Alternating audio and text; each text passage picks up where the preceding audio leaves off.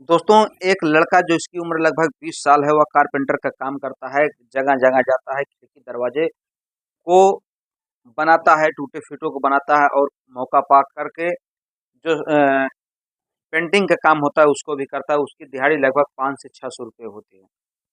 लेकिन एक दिन उसके दिमाग में एक ऐसा विचार आ जाता है कि जिस विचार से उसकी ज़िंदगी सलाखों के पीछे चली जाती है।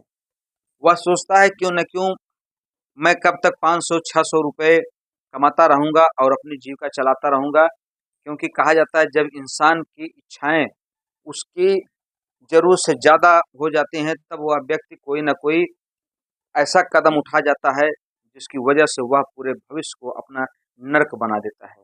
दरअसल ऐसा ही मामला एक प्रकाश में आता है, जहाँ पर एक व्यक्ति जो कि कारपेंटर का काम करता है और साथ में उसके रुआब, उसके तेवर ऐसे होते हैं जैसे कि मानो किसी रईस खानदान से वह बिलॉन्ग करता हो और साथ में 1 नहीं, 2 नहीं बल्कि 3-3 गर्लफ्रेंड को अपने साथ रखता हो।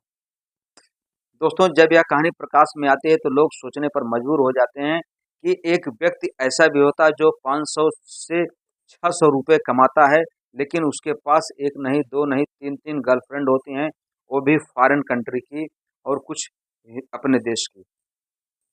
लेकिन जब वह व्यक्ति उन्हें अपनी प्रेमिकाओं को, अपनी गर्लफ्रेंड को अच्छा गिफ्ट देने के लिए प्रयास करता है, तभी वह पकड़ा जाता है और अपनी पूरी ज़िंदगी को बर्बाद कर देता है। तो आइए जानते हैं पूरी घटना विस्तार से। नमस्कार, प्रणाम, मैं मोनू भारद्वाज हृदय तल की गहराइयों से आपका हार्दिक स्वागत, वंदन, अभिनंदन करता हूँ।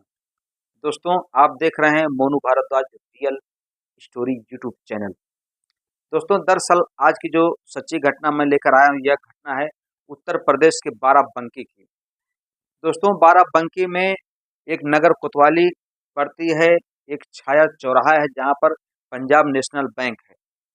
पंजाब नेशनल बैंक के आसपास एक लड़का जिसका नाम शाहिद है, वह अक्सर मेहनत मजदूरी करने बैंक में आया करता है और जहाँ वहाँ पर पेंटिंग और टूटी-फूटी जो भी कारपेंटर की सामान होती है, जो भी खिड़की दरवाजे होते हैं, उसको अक्सर बनाता है।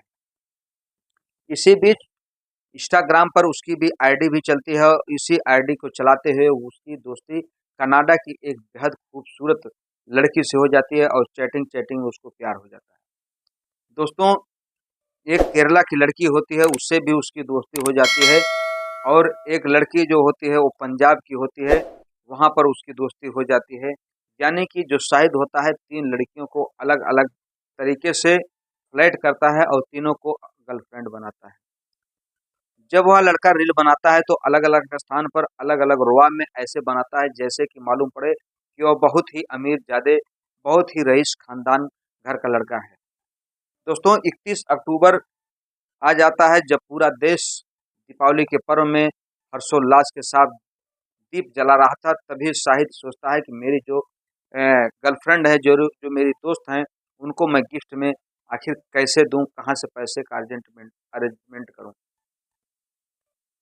तब उसके दिमाग में एक आइडिया आता है, क्यों ना बैंक 4 से 5 दिनों के लिए बंद हो रही है, क्यों ना बैंक को लूट लिया जाए और जितने भी करोड़ों रुपए हैं, उसको हासिल कर लिया जाए। दोस्तों, 31 अक्टूबर की रात में शाहिद अपने घर से निकलता है और जाके बैंक के ताले को तोड़ करके अंदर प्रवेश कर जाता है। प्रवेश करने के बाद वह तमाम कोशिश करता है लॉकर को तोड़ने की, कैश को तोड़ने की, लेकिन न कैश को छू पाता है और न तो लॉकर को तोड़ पाता है। तमाम प्रयासों के बाद जब वह असफल हो जाता है, तो मायूस होकर वापस घर लौट आता है।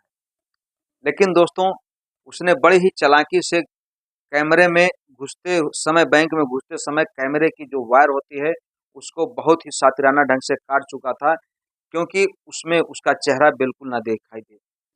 लेकिन दोस्तों, कहा जाता है कि अपराधी कितना भी शातिर क्यों ना हो, वह कोई न कोई सबूत छोड़ ही जाता है।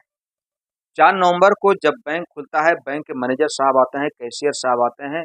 जैसे ही देखते हैं कि बैंक का ताला टूटा हुआ है, तो हड़कंप मच जाता है बैंक की टीम में और तुरंत जो है पुलिस को सूचना दी जाती है। जैसे ही बाराबंकी की टीम आती है, देखती है, कैश चेक करती है, लॉकर को जहाँ पर जेवरात रखे जाते हैं, उसको चेक कर दिया जाता है, लेकिन उसमें से 1 रुपए भी गायब नहीं होते। दोस्तों, तभी एसएसपी साहब चरणदेव नाथ सिन्हा जी जो होते हैं, एक टीम गठित करते हैं और गठित करने के बाद तुरंत कार्रवाई की मांग करते हैं कि जितनी जल्दी हो सके मुझको आरोपी पकड़ में आ जाना चाहिए, नहीं तो आप सबकी खैर नहीं। दोस्तों, पूरी टीम जो है बहुत ही शिद्दत से, बहुत ही ईमानदारी से काम करती है और लगभग 1 से डेढ़ महीने का सीसीटीवी कैमरा खंगाला जाता है कि अगर कोई भी व्यक्ति संदिग्ध दिखाई देता है तो उसको तुरंत पूछताछ के लिए बिठाया जाए। तभी एक चेहरा आता है सामने, शाहिद, जिसके पिता का नाम मकसूद होता है। शाहिद उसमें बिल्कुल संदिग्ध अवस्था में आता है और हाथ में एक थैला लिए हुए मार्केट में दिखाई देता है, लेकिन जब बैंक के पास पहुंचता है तो वह अपना मुंह जो है गमछे से ढांक लेता है और जितने भी सीसीटीवी कैमरे होते हैं उनके वायर को बहुत ही सावधानी से काट देता है। दोस्तों, तुरंत पुलिस की टीम शाहिद के घर पर पहुंचती है और उसको गिरफ्तार करती है। उससे पूछा जाता है कि तुम बाजार में क्या कर रहे थे 31 अक्टूबर की शाम को। पहले तो वह टीम को जो है, पुलिस की टीम को बहुत ही टाल-मटोल करता है, बहकाता है, लेकिन कहा जाता है कि पुलिस के आगे कोई भी आरोपी ज़्यादा देर तक टिक नहीं सकता। दोस्तों, जब पुलिस अपने तरीके से पूछताछ करती है तो वह टूट जाता है और अपनी आप बीती बताता है, कहता है, सर मैं कारपेंटर का काम करता हूँ और मेरी 1 नहीं 2 नहीं बल्कि 3-3 गर्लफ्रेंड हैं और मैं उनको गिफ्ट देना चाहता था। मेरे पास इतने पैसे नहीं थे, मैं अरेंजमेंट नहीं कर पा रहा था कि मैं उन सबको गिफ्ट कहाँ से ला कर दूँ। दोस्तों, कहा जाता है ज़्यादा इच्छा रखना विनाश की एक जननी होती है। जैसे आवश्यकता आविष्कार की जननी होती है, वैसे ज़्यादा इच्छा रखना भी विनाश की जननी होती है। अब वह व्यक्ति अपनी इच्छाओं को पूर्ति करने के लिए अपने जो प्रेमिकाओं को गिफ्ट देने के लिए बैंक लूटने का प्लान बनाता है और अंततः पकड़ा जाता है। अब उसकी सारी उम्र जो है जेल के अंदर बीतेगी। अब वह उसकी प्रेमिकाएँ शायद उसके फ़ोन का इंतज़ार कर रही होंगी कि कब हमारा शाहिद हमको फ़ोन करेगा। हो सकता है न्यूज़पेपर के माध्यम से, न्यूज़ के माध्यम से उसको पता लगे कि जो हमारा शाहिद, जो हमारा प्रेमी है, अब वह सलाखों के पीछे है, जो हमें गिफ्ट देने के लिए, बैंक को लूटने के लिए इतना बड़ा प्रयास कर लिया। दोस्तों, तभी कहा जाता है कि जितनी बड़ी चादर हो उतना ही पाँव फैलाइए, ज़्यादा इच्छा रखना ठीक नहीं। अगर आपको ज़्यादा इच्छा रखना है तो अपनी मेहनत पर भरोसा करिए, अपने कर्म पर भरोसा करिए और उस अनुसार मेहनत करिए कि आपके जो सपने आपने देखे हैं वो सपना आपका छोटा पड़ जाए। कहा जाता है सपने ऐसे देखो जो आपको सोने नहीं दें।